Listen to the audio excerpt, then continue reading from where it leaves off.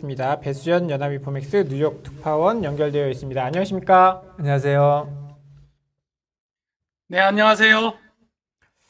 네, 지금 사실 우리 시장도 그렇지만 뉴욕도 주가가 많이 떨어졌었는데요. 나스닥 중심으로 많이 떨어지다가 지난주에 좀 한숨을 돌리는 모습이었습니다. 지금 바닥 논쟁이 뜨겁습니다. 데드캣 바운스냐 아니면 추세 전환이냐. 근데 지금 기술적 반등이라는 시각이 우세하다라고 봐야 되는 거겠죠? 네, 결론부터 말씀드리면 좀 다수로는 기술적 반등이다. 리밸런싱 그 수요가 유입되면서 일부 좀 착시 효과가 나타나는 거 아니냐. 이렇게 보는 게 대세인 것 같습니다. 그런데 지금 연준이 인플레 대응을 하는 게 그렇게 생각보다 늦지 않았다는 소수론이 지금 등장하고 있습니다. 대표적인 인물이 펀드 스트레스의 그 톰리라는 분인데요. 이분은 지금 우리가 지금 그 공급망에서 채찍 효과를 인플레이션의 대세 상승 요인으로 오인하고 있는 게 아니냐는 좀 색다른 주장을 펼치고 있습니다. 채찍 효과는 시사상식 용어로 좀 알아두시면 좋을 것 같은데요. 공급망이 매우 취약하고 이를 조달하는 데 이제 필요한 시간이 있기 때문에 어떤 특정 품목에 대한 그 소비 수요의 작은 변화가 공장 주문이 큰 변화로 이어질 수 있다. 그래서 이제 최종 제품 단계에서는 가격을 좀 더 과도하게 이렇게 올릴 수 있다라고 하는 요인인데요. 이는 결국 이제 그 공급이 이제 수요를 따라잡으면 단기간에 소멸될 수도 있다는 그런 내용입니다. 이를 바탕으로 이제 톱니는 이제 하반기부터는 주가가 좀 반등할 수도 있다라고 보고 있는데 월가의 대세는 아직은 좀 아닌 것 같다. 시장이 좀 항복하는 그런 신호가 나와야 되는 것 아니냐. 대표적인 주자는 이제 빅쇼트의 그 주인공인 그 마이클 버리입니다. 마이클 버리는 이른바 기술주 그리고 가상화폐 그리고 대체불가 토큰이라고 하는 NFT를 이제 포기하는 시점이 와야 시장이 저점을 확인할 수 있는 것 아니냐 이렇게 주장을 하고 있고요. 월가에서도 가장 그 약세론을 견지하고 있는 그 투자은행은 모건 스탠리입니다. 모건 스탠리도 그 마이클 윌슨이라는 그 수석 이코노미스트가 나와서 지금은 베어 마켓 랠리일 뿐이다라는 의견을 견지하고 있습니다. 지금 시장이 이제 바닥론이 고개를 들고 있지만 올바른 전망은 아닌 것 같다. 특히 지금 현재의 그 반등세는 월말, 분기말, 반기말을 앞둔 그런 리밸런싱 수요가 이제 유입되면서 지금 반짝 지금 상승하는 것 같다라고 분석을 했고요. 특히나 연금 펀드 등이 그 보유한 자산을 이제 재배치하면서 한 글로벌리 한 300억 달러의 그 정치 자금이 새로 유입될 수 있고 이 가운데 최대 한 200억 달러가 지금 미국 정시로 유입될 수도 있다. 이런 부분을 감안하면 S&P 기준으로 한 5에서 7% 추가 상승할 여력은 있지만 이게 대세는 아니다라고 지금 보는 것 같습니다. 이런 의견에는 JP 모건도 일부 동조를 하고 있습니다. JP 모건의 마르코 콜라노 수석 전략가도 결국은 재배치, 그러니까 리밸런싱 수요가 지금 정치 상승의 반등의 좀 주요 원동력이 아니냐 이렇게 보고 있는 것 같습니다. 그러니까 전반적으로는 아직도 그 기술적으로 그냥 베어마켓 랠리다 그 정도로 보고 있는 거네요. 특별히 여기서 돌아서는 것 같지는 않고. 네, 지금 원인을 생각해 보면 전망도 가능할 텐데요.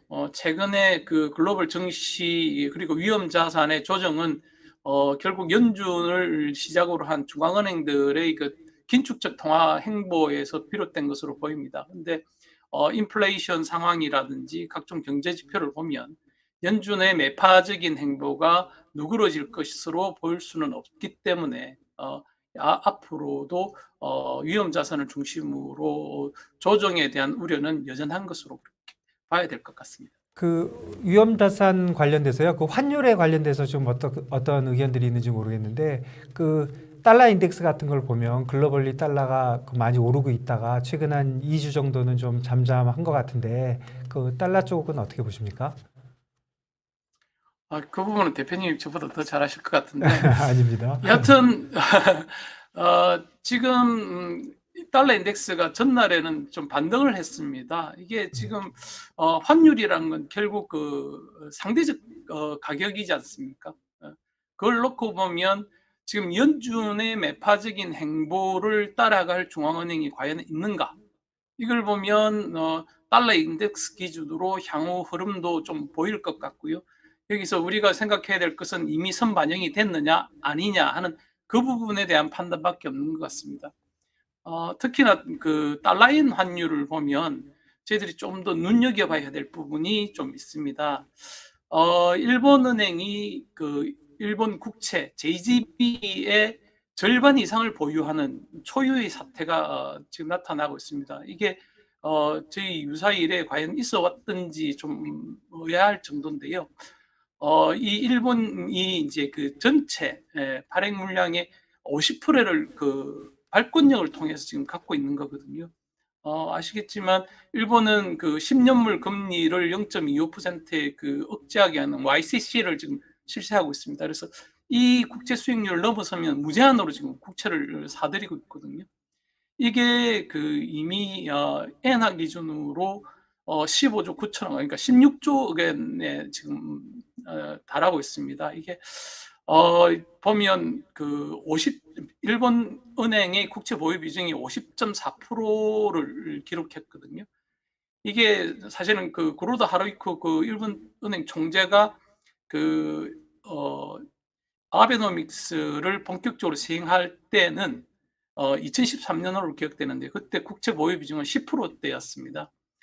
이런 부분을 보면 달러엔 환율만 놓고 보면 지금 40년 만에 그 최고치를 찍었던 엔화 가치가 지금 그 거의 40년 만이 아니고 지금 1998년 이후에 이제 최고치를 찍었는데요. 이른바 20세기 환율이 지금 21세기에 지금 소환된 것이지 않습니까? 이런 환율은 당분간 지속될 수 있다. 특히나 좀 저희들이 봐야 될 게 달러엔 환율이 지금 이렇게 치솟으면서 일본은 디플레이션 국가지 않습니까? 그래서 이 디플레이션을 지금 수출을 하는 효과가 좀 있는 것 아니냐.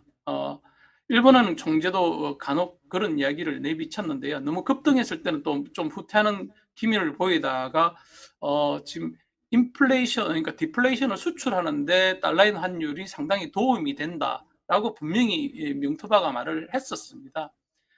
인플레이션 압력은 항상 그 정치적인 현상이라서 정치권이 상당히 부담을 가질 수밖에 없는데요.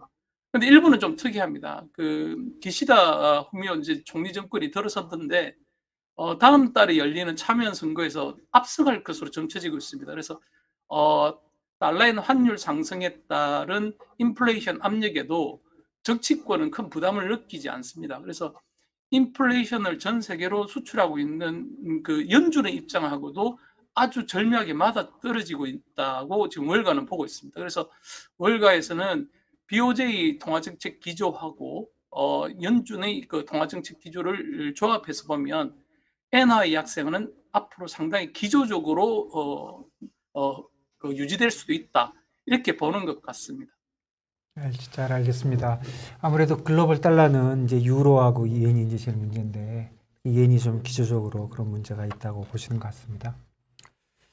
네, 그리고 지금 많은 국제기구들이 성장률 전망치를 낮추고 있는데요. 지금 문제가 되는 게 연준이 너무 긴축을 강하게 해서 이른바 이제 경기를 망치는 오버킬 전망이 나오고 있는 것 같습니다. 경기 침체 이야기가 지금 뭐 우리나라도 그렇고 미국에서도 많이 들려오고 있는데요. 뭐 경기 침체 국면에 미국이 접어들었다라고 보는 게 맞을까요? 이 부분에 대해서는 조금 그 자신들이 서 있는 스탠스에 따라서 좀 입장이 엇갈리는 것 같습니다. 지금 우리 그 한국에서 이른바 돈나무 언니로 알려졌던 캐시우드 아크 인베스트먼트 CEO는 아주 격앙된 반응을 보이고 있습니다. 그러니까 뭐 내 45년 경력에서 이렇게 뭐 재고가 크게 늘어나는 적을 본 적이 없다. 연준이 경기를 망치고 있다고 지금 뭐 목소리를 높이고 있고요. 일부 월가 이코노미스트도 경기 침체 가능성이 있다라고 지금 말을 하고 있지만 연준은 뭐 기회가 있을 때마다 경기 침체, 리세션은 없다. 그래서 인플레이션은 있지만 리세션이 없기 때문에 스태그플레이션도 없다고 지금 자신을 하고 있습니다. 특히 제롬 파월 의장이 그 경기 침체를 우려하는 목소리에 반박을 하는 그런 선봉에 서 있는데요. 연준에서도 매파적인 성향을 뭐 자랑하는 제임스 블러드 세인트루이스 연은 총재도 경기 침체 가능성을 그렇게 높게 보지 않습니다. 그러니까 이런 긴축적인 통화정책 기조에도 성장률은 뭐 2.5% 이상을 기록할 것이다. 이건 뭐 미국의 잠재 성장률로 추정되는 2% 안팎 수준보다는 높은 것 아니냐 이런 그 주장을 펼치고 있고요. 연준이 이렇게 그 주장을 펼치는 가장 그 큰 뒷배 혹은 뭐 연준이 믿고 있는 바는 경제 주체 가운데 가계의 그런 건전성이 상당히 높다는 점입니다. 좀 팬데믹의 아이러니인데요. 팬데믹을 거치는 동안 다른 신흥국들 국민들은 다들 가난해졌지만 미국의 가계는 아주 그 부유해졌습니다. 그러니까 생활 형편이 상당히 나아졌는데요. 글로벌 금융위기 당시 그 가계부채 수준은 GDP 대비 한 100% 수준까지 늘어났었습니다. 근데 지금 이게 한 75% 수준까지 줄어들었고요. 이게 뭐 제로금리까지 이제 곤도박질 쳤던 그런 저금리 정책도 있지만 지금 뭐 재정적인 그런 부양책도 상당 한몫을 했고요.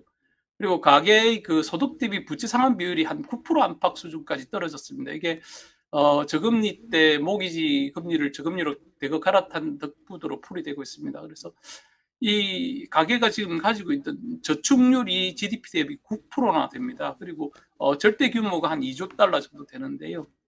이게 당분간은 상당히 이제 그러니까 인플레이션에도 가계의 가처분 소득을 뒷받침하는 그런데 일조를 할 것 같다. 그리고 또 다른 경제 주체인 그 기업들도 사실 제가 이 코너에서 여러 번 말씀드렸지만 연준이 가장 주목하는 거는 크레딧 스프레드입니다. 기업들이 차입 비용, 자금 조달에서 상당히 크레딧 크런치가 왔을 때에나 연준이 이제 그 긴축적인 통화 정책에 대해서 재검토를 할 수 있을 것이라고 말씀드렸는데요. 기업들이 느끼는 그런 자금 조달 상황이 그렇게 그 팍팍하지만은 않습니다. 왜냐하면 팬데믹 때 이미 기업들은 저금리 그리고 장기물로 대거 갈아타 있습니다. 그래서 지금 롤오버 수요가 그렇게 많지는 않고요.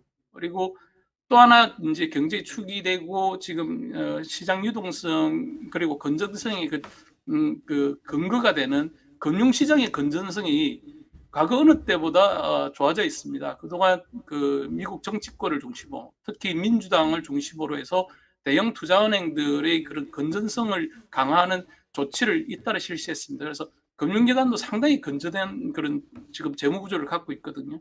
이런 점 등을 감안했을 때는 리세션까지는 가지 않을 것이다. 경기 둔화는 뭐 용인할 수밖에 없겠지만 리세션까지는 없다라고 하는 게 연준의 그런 자신감인 것 같습니다.